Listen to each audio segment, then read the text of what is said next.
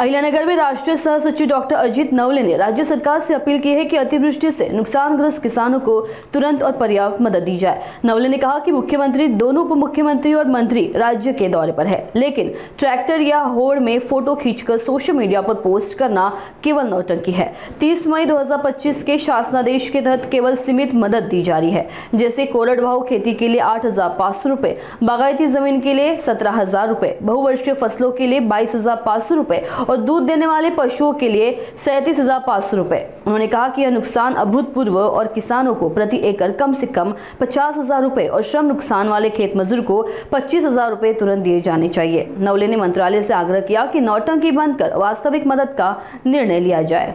अतिवृष्टीग्रस्त शेतकऱ्यांच्या नुकसानीची पाहणी करण्यासाठी राज्याचे मुख्यमंत्री, दोन्ही उपमुख्यमंत्री आणि वेगवेगळ्या खात्याचे मंत्री आता महाराष्ट्रभर फिरतायत। कोणी ट्रॅक्टरच्या टपावर चढतंय, कोणी होड्यांमधून फिरताना फोटो काढतंय, तर कोणी पाण्यात उतरून शेतकऱ्यांच्या ह्या दुःखाची पाहणी करतंय। मला वाटतं ह्या सगळ्या नौटंकी करण्यापेक्षा मंत्रालयात बसून त्यांचा जो 30 मे 2025 चा शासनादेश आहे तो जर बदलला, ज्याच्यामध्ये सांगितलंय की 1 हेक्टर कोरडवाहू जमीन जर खराब झाली तर आम्ही किती रुपये देणार, 8,500 रुपये फक्त, ज्याच्यामध्ये 1 एकरची नांगरणी सुद्धा होणार नाही। बागायती जमीन खराब झाली तर किती देणार, प्रति हेक्टरी केवळ 17,000 रुपये।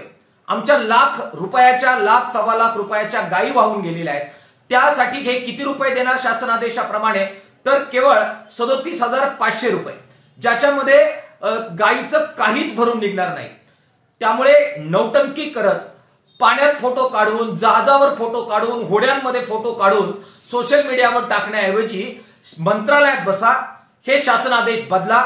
जे निकष पीक विम्याचे तुम्ही काढून टाकले त्याच्यामध्ये आज आम्हाला या अतिवृष्टीमध्ये मदत मिळाली असती, तो पुनर्प्रस्थापित करा।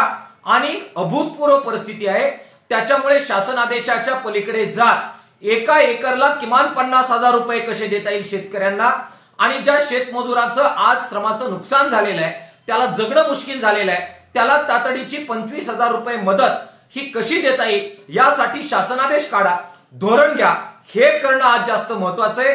नौटंकी करण्यापेक्षा अशा प्रकारचे निर्णय हे राज्य सरकारने, मुख्यमंत्री आणि उपमुख्यमंत्र्यांनी घेतले पाहिजेत, अशा प्रकारचं आवाहन किसान सभेच्या वतीने आम्ही त्यांना करतोय। नौटंकी थांबवा, ठोस मदत करा, ही कळकळीची विनंती किसान सभेच्या वतीने आम्ही त्यांना करतो आहोत।